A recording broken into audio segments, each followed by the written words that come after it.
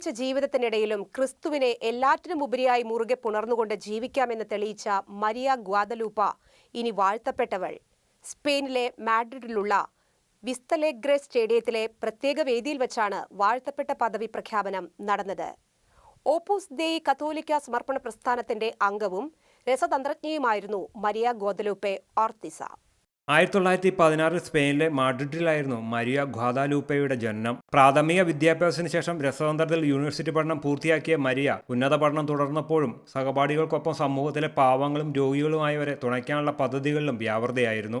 1944 ഒരു ഞായറാഴ്ച ദിവ്യബലി മധ്യേയാണ് ദൈവം തന്നെ സ്പർശിക്കുന്നതും വിളിക്കുന്നതുമായി മരിയയ്ക്ക് അനുഭവപ്പെടുന്നത്. തുടർന്ന് ഓപ്പൂസ് ദേയി പ്രസ്ഥാനത്തിൽ ചേർന്ന് പ്രവർത്തനം ആരംഭിക്കുകയായിരുന്നു. സാധാരണ ജീവിത ചുറ്റുപാടുകളിലും ദൈവം വിശുദ്ധിയിലേക്ക് വിളിക്കുമെന്ന ആപ്തവാക്യവുമായി പ്രവർത്തിക്കുന്ന സംഘടനയാണ് ഓപ്പൂസ് ദേയി. ലോകത്തെ 90 രാജ്യങ്ങളിലായി 1,00,000-ഓളം അംഗങ്ങളുള്ളതിൽ 90% കുടുംബസ്ഥരായ അൽമായരാണ്. കൂദാശകളോട്, പ്രത്യേകിച്ച് പരിശുദ്ധ കുർബാനയോടും കന്യകാനാഥയോടും വിശ്വസ്തയായും ഒരു നല്ല ക്രൈസ്തവയായിട്ടുമായിരുന്നു ഗ്വാദലൂപ്പയുടെ ജീവിതം. 1975 ജൂലൈ 16 കർമ്മലനാഥയുടെ തിരുനാൾ ദിനത്തിലാണ് ഈ ലോകത്തു നിന്നും മരിയ കടന്നുപോയത്.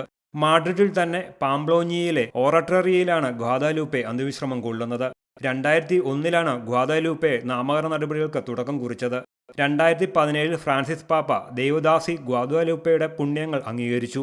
2018 ധന്യയായ മരിയ ഗ്വാദലൂപ്പയുടെ മധ്യസ്ഥതയിൽ നടന്ന അത്ഭുത രോഗശാന്തി ഫ്രാൻസിസ് പാപ്പ അംഗീകരിക്കുകയും വാഴ്ത്തപ്പെട്ടവരുടെ പദത്തിലേക്ക് ഉയർത്തുന്നതിനുള്ള ഡിഗ്രി പ്രസിദ്ധപ്പെടുത്തുകയും ചെയ്തു. International desk, Shekinah news.